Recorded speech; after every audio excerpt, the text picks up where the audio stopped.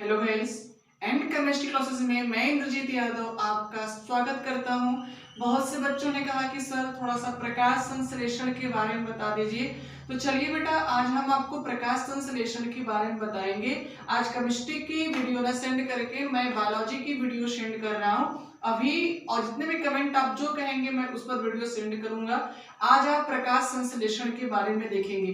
प्रकाश संश्लेषण क्या होता है, जैसा कि आपका खाना कहाँ बनता है, तो आप कहते हो कि आपका खाना किचन में सर बनता है।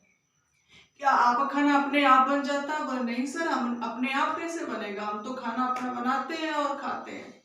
लेकिन आपने नाम सुना होगा स्वपोषी और परपोषी का। स्वपोषी और परपोषी का नाम सुना होगा। तो स्वपोषी का मतलब क्या होता है और परपोषी का मतलब क्या होता है?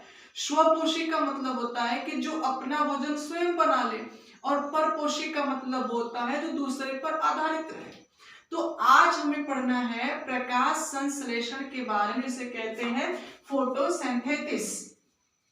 अब प्रकाश संश्लेषण क्या होता है आपको ये जानना है।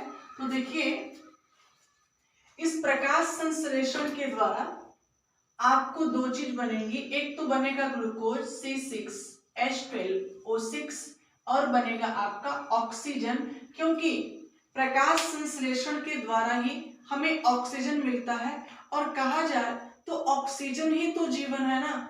ऑक्सीजन न रहे तो जीवन नहीं है। आज इस कोरोना काल में जितने भी लोग मर रहे हैं उनमें ऑक्सीजन की क्या हो रही है? कमी। अर्थात ऑक्सीजन जीवन का क्या है? एक बहुमूल्य हो गया।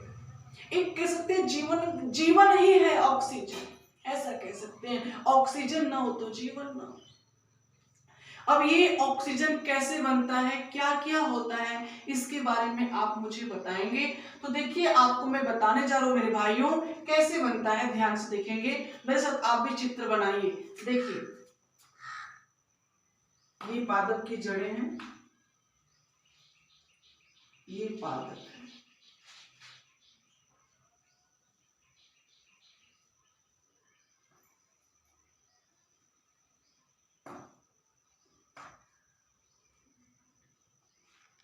ये पादप है, ये पादप की जड़ें हैं।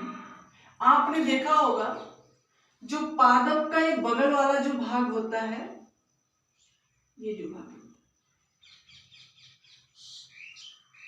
ये जो पादप के बगल वाले भाग होते हैं उसमें छिद्र देखा होगा आपने। देखिए, आप पत्ते को देख सकते हैं। जो पादप होते हैं, पादप का जो पत्ता होता है, मतलब उसमें देखेंगे तो छोटे छोटे छिद्र होते हैं। उस छिद्र को कहते हैं रंध्र। उस छिद्र को हम क्या कहते हैं? रंध्र कहते हैं। और उनके मध्य में देखेंगे ना तो एक मॉलिक्यूलस होता है, इसको एक अणु मैग्नीशियम कहते हैं। आप एनसीईआरटी बुक खोल के देखिए, कहीं भी पढ़िए, मैं बता रहा हूं कि ये जो पादप होते हैं, तो पादप का जो पत्ते होते हैं, पत्तों के चारों ओर देखेंगे तो छोटे छोटे छिद्र होते हैं। उस छिद्र को बोलते हैं रंध्र। और उसी रंध्र के द्वारा ही तो सारी क्रियाएं होती हैं।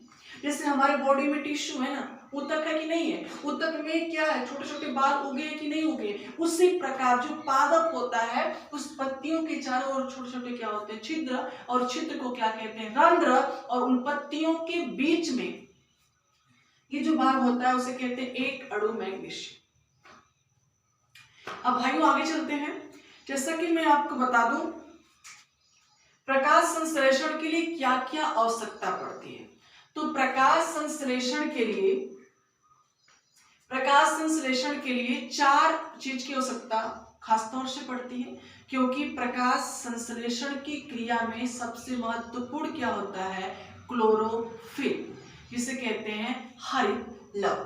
तो पहला हो जाएगा आपका हरित, पहला होगा हरित लवण। इसके बाद दूसरा होगा आपका कार्बन डाइऑक्साइड। तीसरा होगा आपका जल। और जो चौथी पॉइंट है उसमें हम अन्य पदार्थों को रख सकते हैं। इसको बोलते हैं सूर्य का प्रकाश।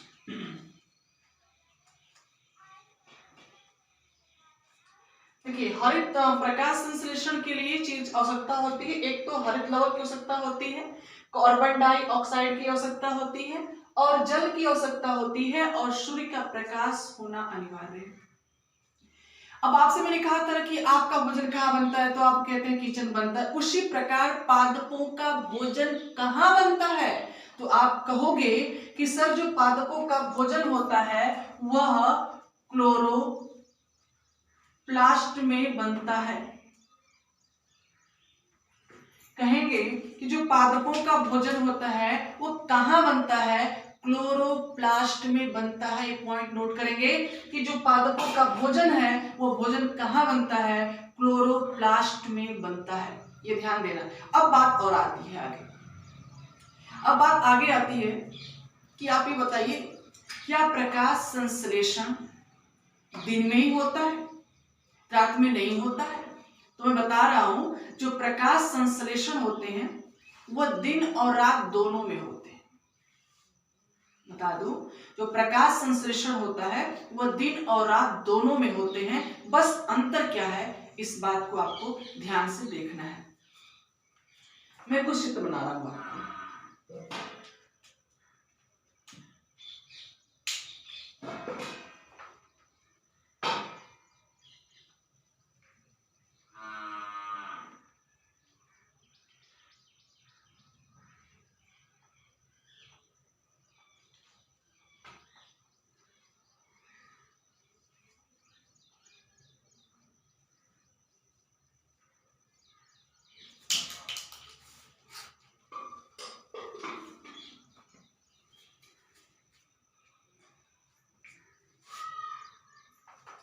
ये जो भाग देख रहे हैं इसे कहते हैं स्ट्रोमा और ये जो देख रहे हैं आप इसे कहते हैं ग्रेनम।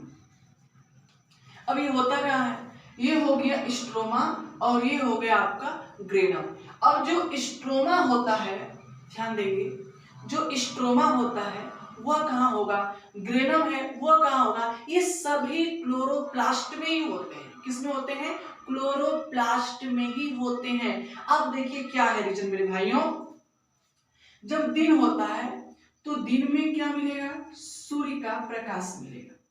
और मैं बता दूं जब सूर्य लाल रहता है ना उस समय प्रकाश संश्लेषण क्रिया बहुत ज्यादा होती है।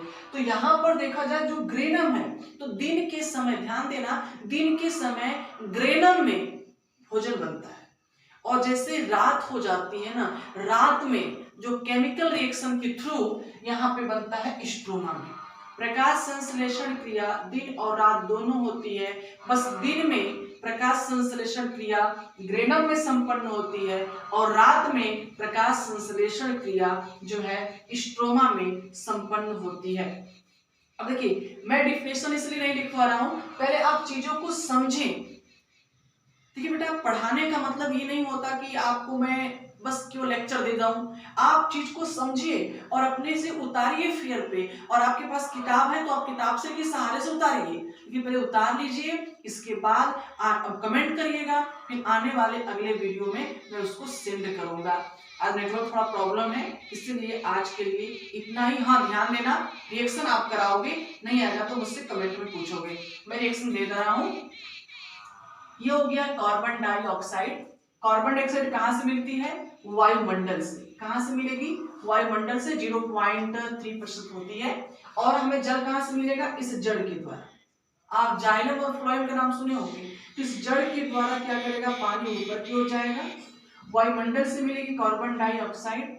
और आपसे कोई पूछे कि कहां प्रकाश संश्लेषण क्रिया होती है, तो पादप का जो हरा भाग होता है उसमें ही प्रकाश संश्लेषण की क्या होती है मेरे भाइयों, क्रिया होती है। इसलिए सूत्र है carbon dioxide plus H2O gives, आप लिखेंगे यहाँ पे, एक तो सूर्य का प्रकाश होगा और एक होगा आपका क्लोरोफिल मतलब हरित लवक। तो कार्बन डाइऑक्साइड प्लस H2O सूर्य का प्रकाश, क्लोरोफिल। इतना आप रिएक्शन करके कमेंट में बताओ मुझे, इसके बाद तो आने वाले वीडियो में मैं परिभाषा बताऊंगा।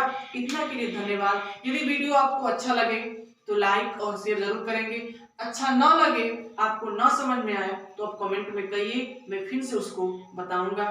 इतना के लिए धन्यवाद।